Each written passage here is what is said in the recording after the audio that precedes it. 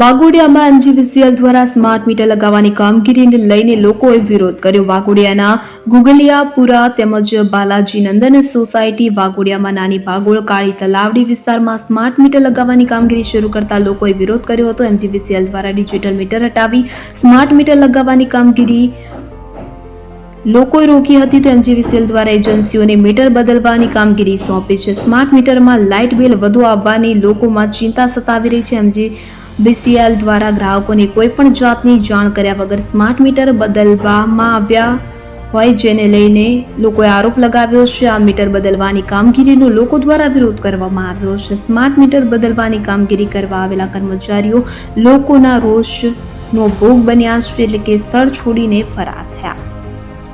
અમને એવું કીધું કે પેલા જે તમારા જૂના છે એ જ મીટર છે, પણ એના બદલીને અમારે બીજા નવા નાખવાના છે.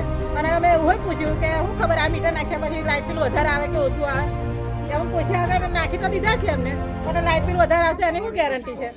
વધારે આવશે તો અમે ક્યાંથી લાઇટ ભરીશું? અને અમે લાઇટ બિલ નહીં ભરીએ વધારે આવશે.